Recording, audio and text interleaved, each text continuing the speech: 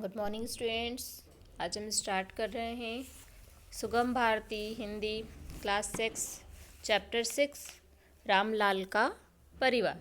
ये एक नाटक मंचन है, संकलित है। नाटक मंचन है, एकांकी विधा है। इसमें हाव भाव के साथ एक नाटक और संवाद बोले गए हैं, जिसे हम लोग अपनी क्लास में या आप चाहें तो अपने घर में भी इसका नाटक के रूप में खेल सकते हैं और इसे समझ सकते हैं। तो स्टार्ट करें। रामलाल, बेटा बिरजू, चंदू कहाँ है?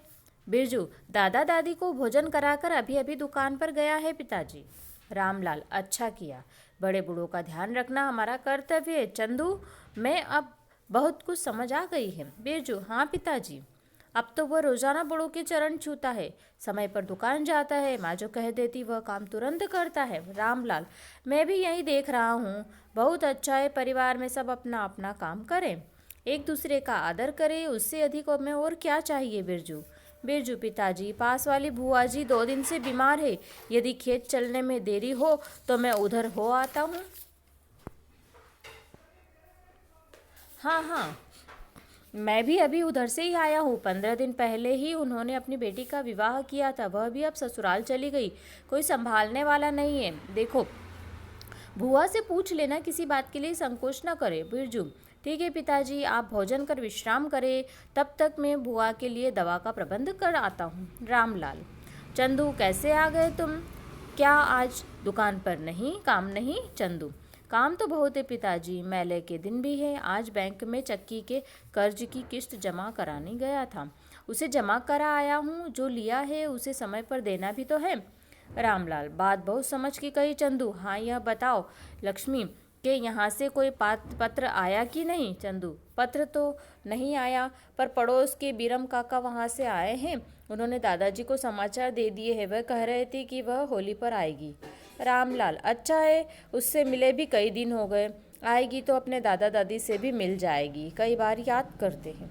चंदू, पिताजी, दादा दादी को तो हम बहुत ही मोह हैं, थोड़ी देर भी दिखाई न दे तो कई बार पुकार लेते हैं। रामलाल, ऐसा ही होता है चंदू। हाँ, तुम्हें ध्यान है ना कि आज मेले में शिक्षाप्रद नाटक का कार्यक्रम है, बिरजू के साथ तुम भी वहाँ चले जाना और दादाजी को भी ले जाना। चंदू, पिताजी, मुझसे तो उन्होंने कल शाम को ही कह दिया था। रामलाल, अच्छा। दोनों हंस पड़ते हैं। रामलाल ने भोजन कर विश्राम किया, बिरजू आ गया, दोनों खेत पर चले गए। फसल का समय है, सांझ हुई। बिरजू और चंदू दोनों घर आकर प्रतिदिन की तरह दादा दादी के पास चले गए। दादा, बिरजू बेटा, आज पास के मकान में झगड़ा हो रहा था, क्या बात थी? बिरजू, बीरम काका का लड़का छुट्टियों में शहर से घर आया है दादाजी, काका उसे खेत की रखवाली करने के लिए कह रहे थे, किंतु वह आनाकानी कर रहा था, बात ही बात में कहासुनी हो गई।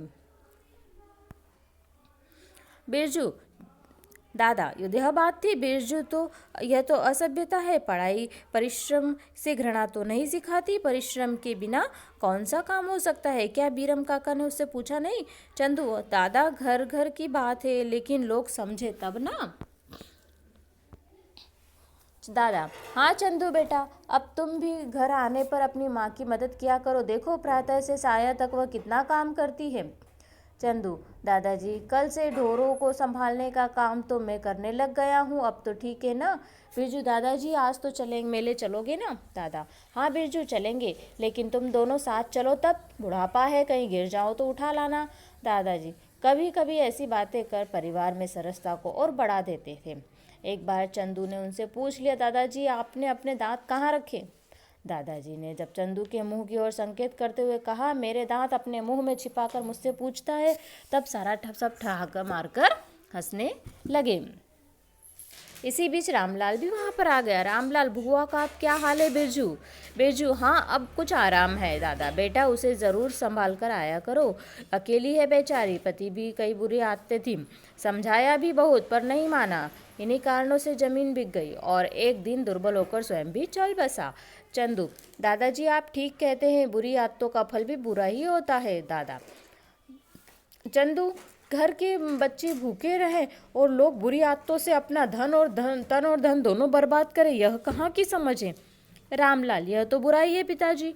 दादा, बेटा रामलाल, अभी इन बुराइयों को मिटाने में समय लगेगा। विचार बदले हैं, सुधार हुआ है, लेकिन अभी बहुत कुछ करना शेष है। यह नई पीढ़ी की जिम्मेदारी है। बिरजू, दादाजी मेले में नहीं चलोगे क्या?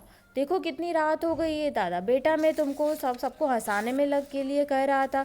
भला अब कहाँ चला जाता है? जाओ भोजन कर विश्राम करो। और सब चले जाते हैं। ये आपकी स्टोरी खत्म हुई। ये रामलाल की एक पारिवारिक स्टोरी थी। ठीक है।